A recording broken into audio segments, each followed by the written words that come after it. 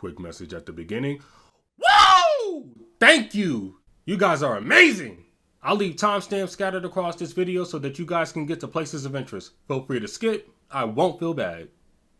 Previously on SP Invades the World. This game's scary as hell! Oh, you got asthma! My oxygen meter not filling up!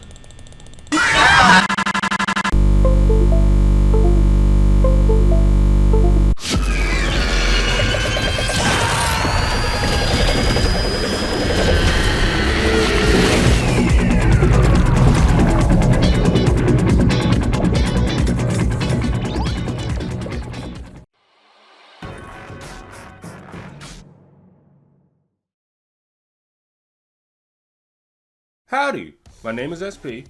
I'm a character action / stylish action / hack and slash / spectacle fighter connoisseur, whatever you want to call it. Before the review starts, there will be minor spoilers. You have been warned. I recommend playing the game for yourself, but I will do my best to make it feel as if the controller is in your hands. Take this time to grab a snack and relax. We're going to talk some Romeo is a Dead Man.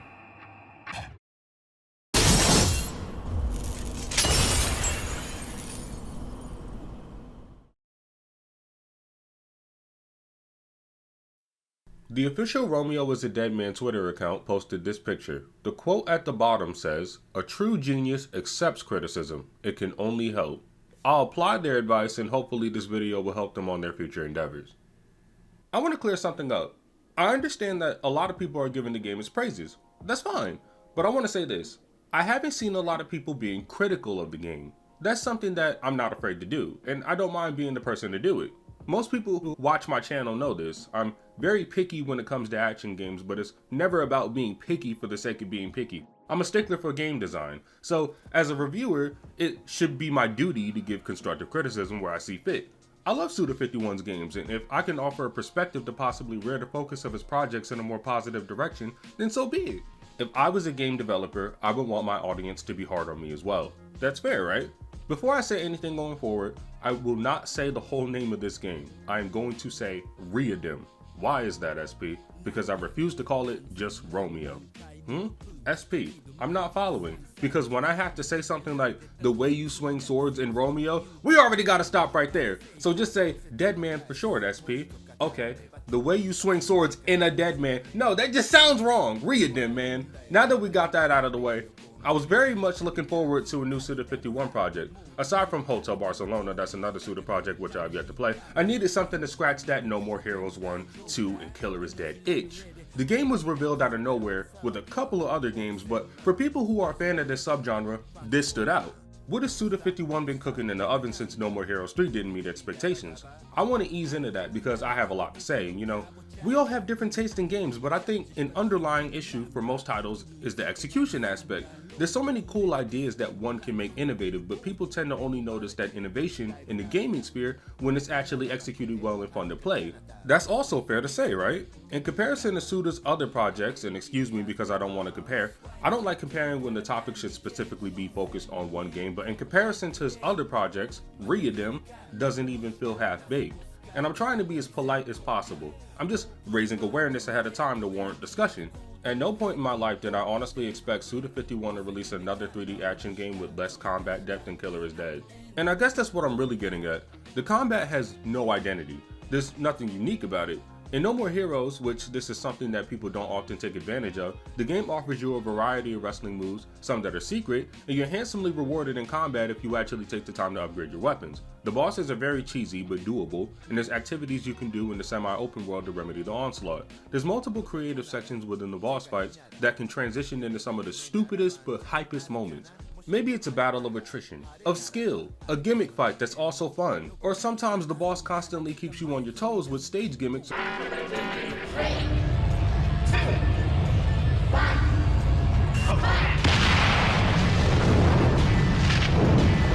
It's a crude humor that makes you feel like you're getting tortured by that one friend who won't stop being funny. It was unapologetically itself. Everybody deals with grief differently, right? Some people funerals. I cut off heads. But it always made sure that fun was the priority. The second game as well. Lollipop Chainsaw was absolute madness, with a cheerleader that has a family of superhuman zombie slayers. The game made sure to always give you something to work toward even if you didn't need it. You can unlock moves and buy upgrades, but you didn't have to buy them if you didn't want to. But why not? They're actually OP if you try some of those combos out. They obliterate. And when you don't have any of that to deal with, the game gives you mandatory minigames that can actually be kinda challenging. Killer is Dead, till this day, felt like a set piece. I don't know what happened with Suda 51 around this time, but something clicked. The direction, the cinematography, the characters, the combat, the level designs, the side content, the bosses, the dialogue, the jokes, the writing, and the overall execution was something I have never seen from him until I played it. That is how you mind people. Did you know her? Yes. This is the woman who killed me.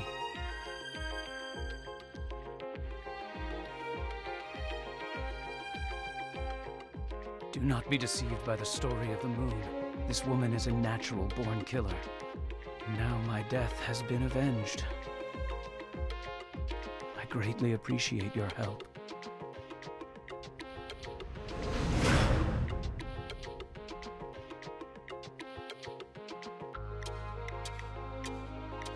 He's gone. Vanished.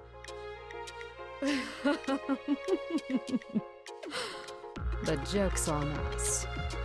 How are we supposed to get paid, Chief? I guess we'll just build a state.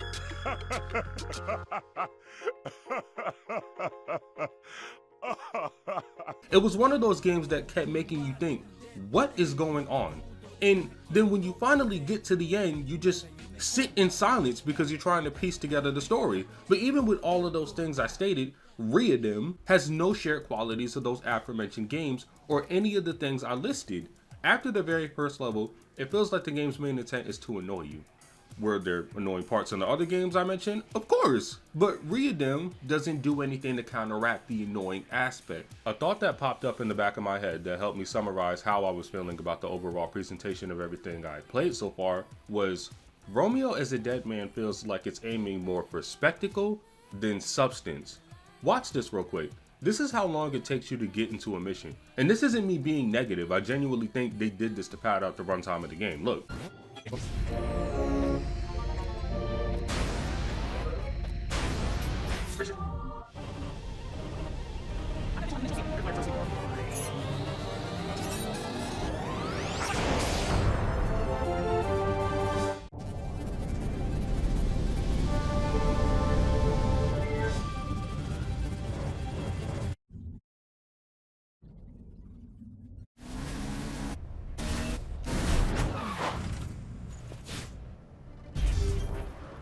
Nobody's bringing stuff like that up. If I'm to summarize the point I'm trying to make in a more concise way, there's too much fluff in the way of the gameplay, if you know what I mean. I see a wave of positivity, but for some reason, when I hear people in reviews speak, they sound scared. Often I see the game has a good soundtrack, it has personality, it's wonderfully weird, it has fantastic gameplay, and anyone who says that is allowed to think that. But do you mind if I say something real quick? This is a tweet I want to discuss real quick. Examples of absolutely worthless feedback.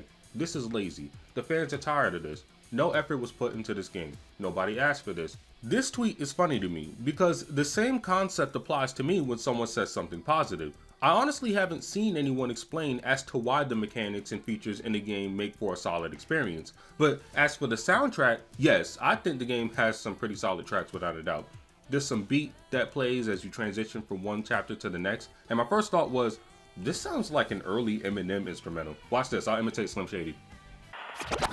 Damn Slim, why do you got your pants sagging? I've been having my balls dragged in a bandwagon. I've been grabbing them all, look what I am, savage. I've been at it, been rapping, I've been ravaging the game, stay in your lane. I've been active, you asthmatic, out of breath, keep a crack at it. Steps to the mic MC, come take a crack at it. You ain't aggressive about your dreams, damn that's passive. Speaking of dreams, do you happen to be a passionately oriented person back in the streets? Cause factually, whatever that happened to be a setback, a perpetual attack that's trapped within me. Woo! I still got it, still not in the zone, not pill popping, cause rip old real talk from the dome. So my question to the community is, have we reduced Suda 51 to nothing but quirky, unique visual presentation? Because just because something is unique doesn't make it good.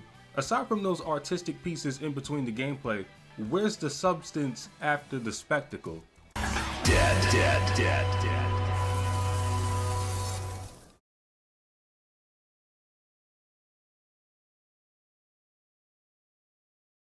Let's discuss the level design. Most, if not all levels, correct me if I'm wrong, are broken up by two sections. You'll be in the real world sections and then you'll be in the subspace sections. The purpose of the subspace sections is to open up other areas of the level. You'll come across some white looking thing that'll need a key or some sort of gimmick within subspace to bypass. That's the main loop of the game, or actually it's the only loop of the game until you get to the last level. There's no combat inside of these sections until the last level, because the last level takes place within subspace. One thing I do remember saying is, wow, it's a missed opportunity on the devs' part that there's no combat inside of the subspace sections. I did eventually get what I wanted, but be careful of what you wish for because this is the most annoying part of the game.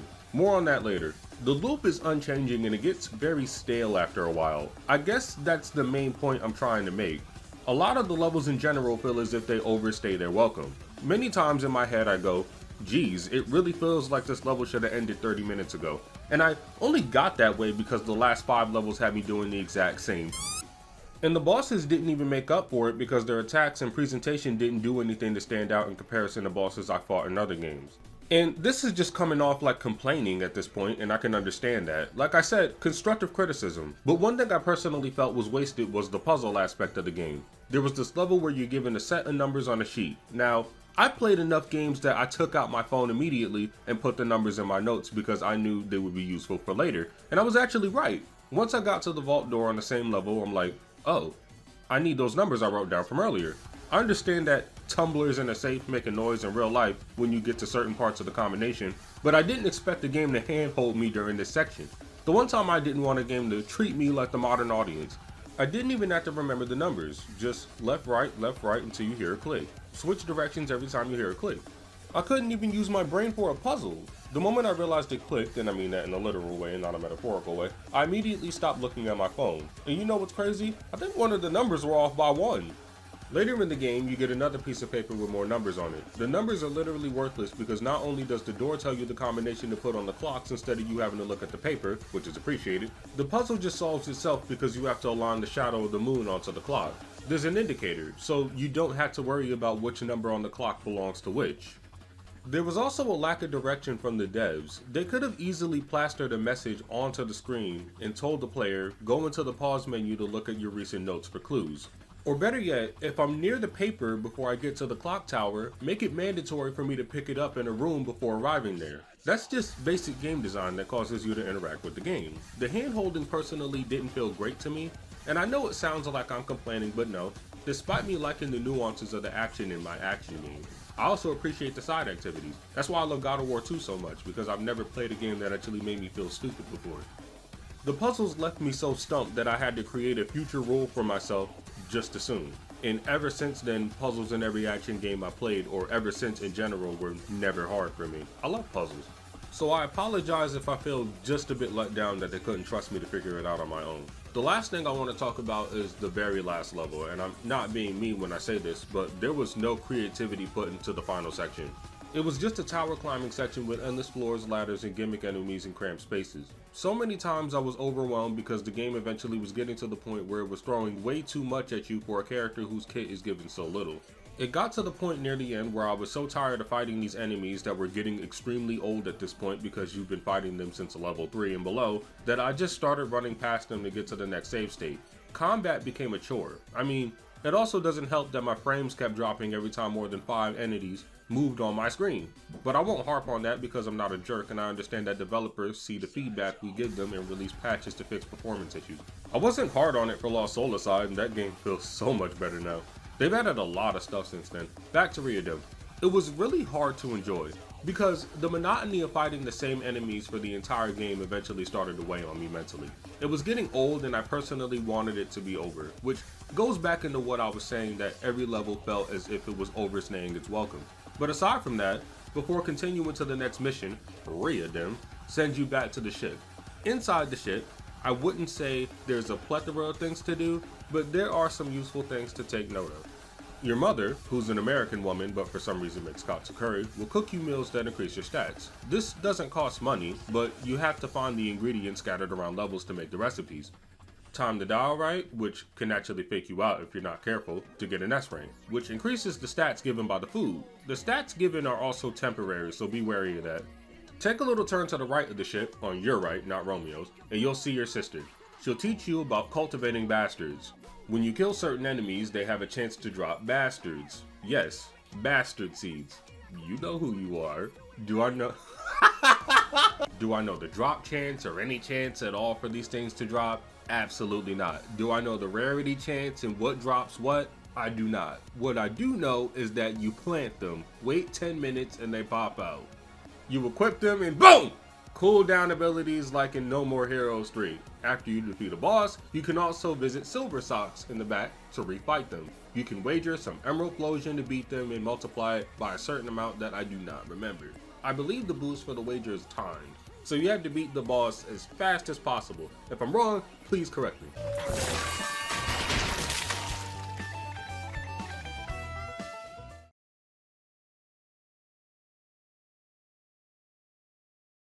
If you were wondering if Reodim has an in-depth combat system, then wonder no further. It does not. It is very bare bones. Despite the game coming with 4 weapons, there's no variety in the attack combinations. You have light attacks and you have heavy attacks. Here are the light attacks.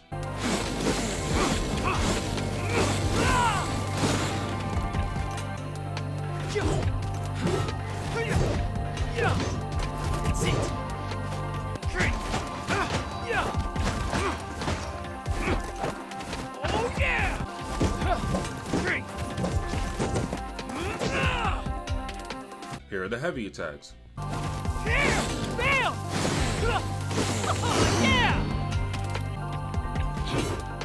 That's it!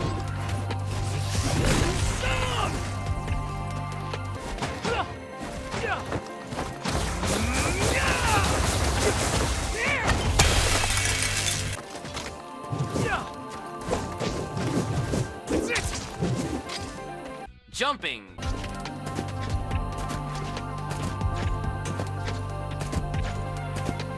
Jump attack light.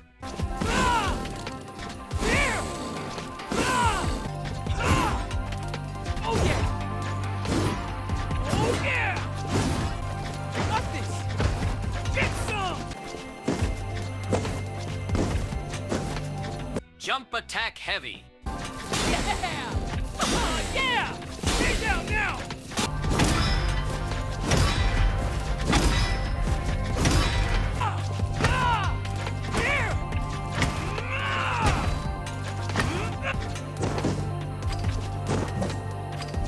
Here's the charged attacks. Get some!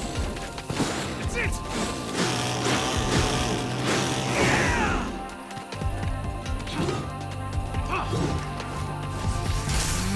Come on!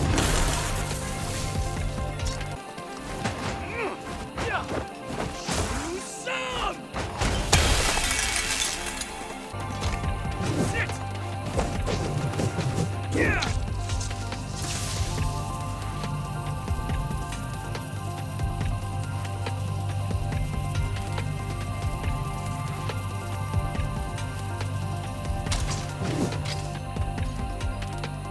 Dodge.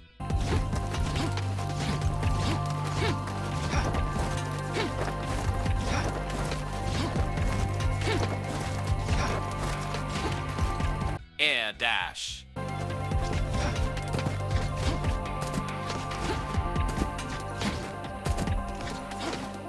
You're also given a gun, and just like the melee weapons, you're given a choice between 4.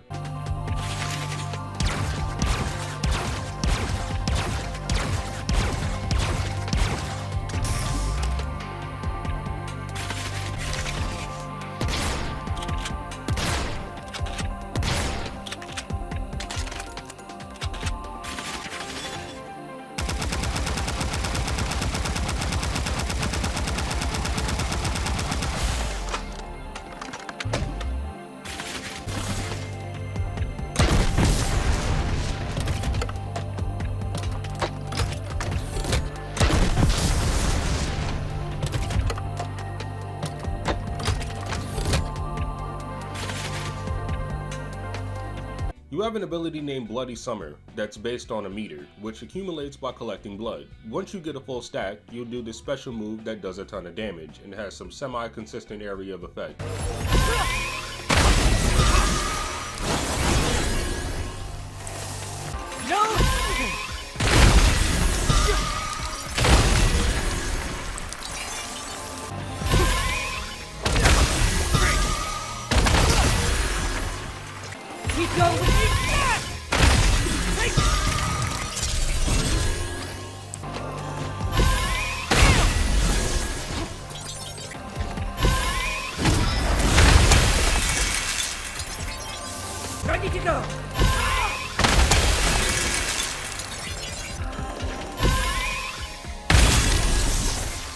Before I get to the next part, I do have one issue with this move.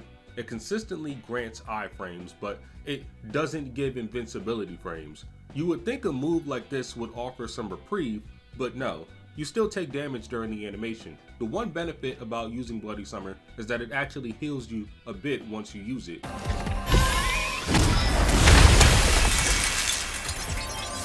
But that gets diminished by the fact that it only slows time down a little and it doesn't stop it completely. So enemies can take a chunk of your health bar and you'll get right back to the exact same HP you were at before despite being at the advantage. The only thing you get iframes for are the dodge, and most of the time that isn't even helpful because bosses tend to have some super OP ability that'll stun lock you or trap you near a wall because they're so big.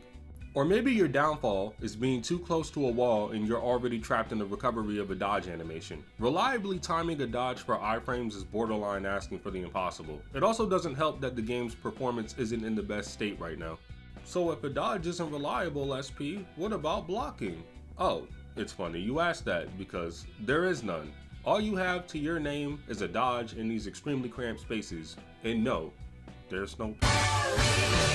Lastly, Bastard Seeds. And yeah, we talked about this earlier. They definitely knew exactly what they were doing when they named it that. That was the one thing that genuinely gave me a chuckle during my playthrough. So, what are Bastard Seeds? The zombies you kill in this game are known as bastards. Sometimes a big enemy will drop a Bastard Seed of a certain rarity. They range from common, rare, and epic, and whatever terms they use. In simple terms, bastards are 4 special abilities that you can equip to Romeo. But when you use the abilities, they go on cooldown to prevent spamming. Once you collect a Bastard Seed, you plant them in the ship and cultivate it for 10 minutes. You can also speed up the process if you want so that you don't have to wait the full 10 minutes.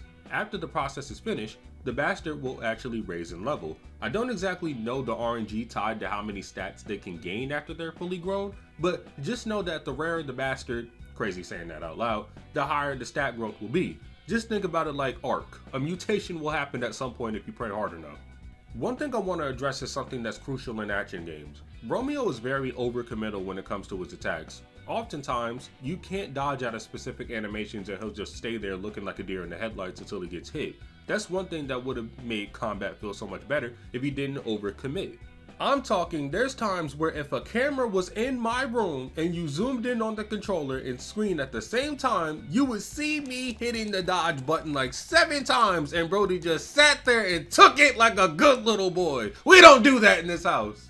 My last 2 cents on the combat, and I can't stress enough how I'm just giving constructive criticism, the combat feels as if it has no identity. The only thing to differentiate this game from the next is the Bastard Seeds, but those are literally just cooldown abilities. Most of the combat's framework is pulled directly from No More Heroes 3. That was the first game in the series to have cooldown abilities.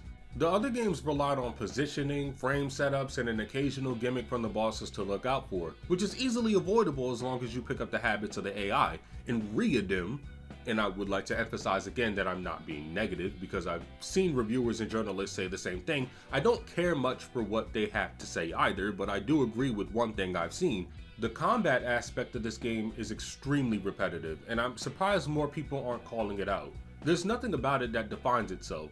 When you have a game like No More Heroes where the bosses change up your general approach due to them inverting controls, sending BDSM partners at you, holes in the ground, and Shinobu's fury, it's not just the combat itself that carries games like that. It's the overall package that has character, which allows that fundamental aspect of the combat to translate into how you approach the enemy. That's why all of the bosses in No More Heroes are so memorable. They actively want you to fight against the gimmick and win. But the gimmick isn't just a gimmick for the sake of being a gimmick. You're fighting the boss's fight. You're playing their game and beating them at it.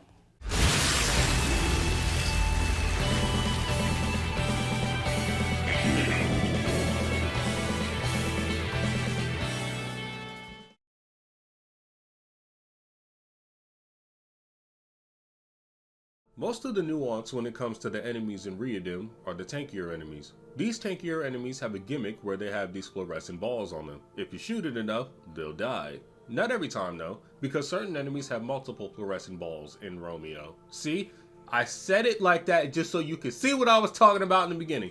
I think they have a certain amount of HP attached to them, so it'll depend on how much damage your gun can do. Correct me if I'm wrong, but the HP you take from shooting the balls is distinct from the enemy's actual HP. So I guess in a sense, they have 2 HP pools. Shooting is definitely advocated when it comes to fighting these things. Honestly, there's some bigger enemies that have them in the most inconvenient places for the player, and like I stated multiple times, I'll tone this down because I like getting loud when reading the script. This isn't me complaining, it's constructive criticism. With that being said, at that point, why even add it? By the end of the game, you'll barely go for those very specific weaknesses once you get bombarded with 5 different enemy types at the same time. Much like No More Heroes 3, Readem has these ground pounds or energy beams that you have to jump over. I think it's actually possible to iframe through these things with dodges though. I noticed that very late. Do I know how reliable it is? No. Someone who's better than me probably knows though. As for my personal take on the enemy design, it's kinda poorly balanced and uninspired. Enemies have their own gimmicks, but they're not really fun to engage with. Their movesets are very basic and brain dead. I honestly was only getting caught by the cheap stuff they do only for the fact that my game kept dropping frames or Romeo lacked cancelable frames to get out of the way in time. As for the bosses, they have to be among some of the cheapest roster of bosses I've seen in a Suda 51 game.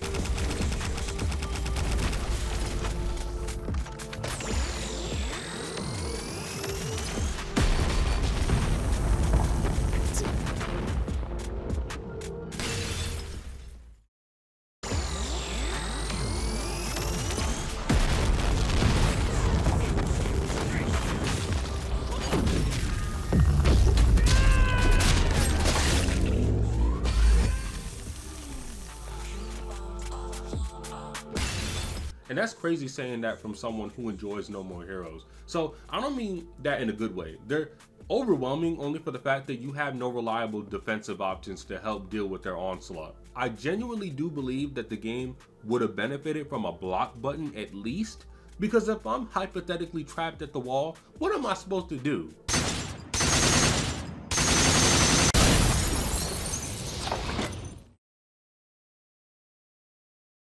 This will be a quick transition. I don't really think doing a wish list section is necessary because it's very clear that this is the vision. I think Suda 51 is just making the games that he wants to make, which is understandable, but asking for anything else from a man who's only making games that he wants to make is kind of pointless. It's not about me, it's about his passion project being the way that he envisions it. Actually, you know what? Unlockable moves would have been great. I heard that Grasshopper Manufacturer has another game coming out this year. I'm actually curious to see what that is. I also wonder if Suda is behind it. I don't really have much to say for this one. I'm not upset or anything, but I'm definitely at a loss for words. I guess I just have to take a step back and I'll look at the game again from another perspective. And anyone watching, I genuinely hope you enjoyed it. Again, I have no ill will or hold no animosity towards Readem. I do think the game could have been way better. I hope you guys have a wonderful day, weekend, month, and year. I want to make sure you guys are healthy and here tomorrow. I'm always free to converse with you guys in the comment section. I don't want these videos to be the end all be all. Please speak up. Thank you for sticking around. We'll finally be doing Hamura Hime for the next video. You guys have seen me play that in the background of other videos and asked me what that was. So it's finally coming out March 4th. I also have a really long video coming soon, but we have to get a couple reviews out of the way first. I promise, it's right around the corner. Have a wonderful day and stay safe. We have a lot of games coming this year. Personally, I'm not really a fan of like parrying in action games. Oh, interesting. So I decided, okay, we're not going to have like a parry mechanic in this game. I'd much rather have like, you know, dodge mechanics and stuff like that. 補足するとね、はいパリ行ったら待つじゃないですか。僕待てないんですよ。パリ来る前に押しちゃうから、全然勝てないんですよね。我慢ができないタイプなんで。まあいいや。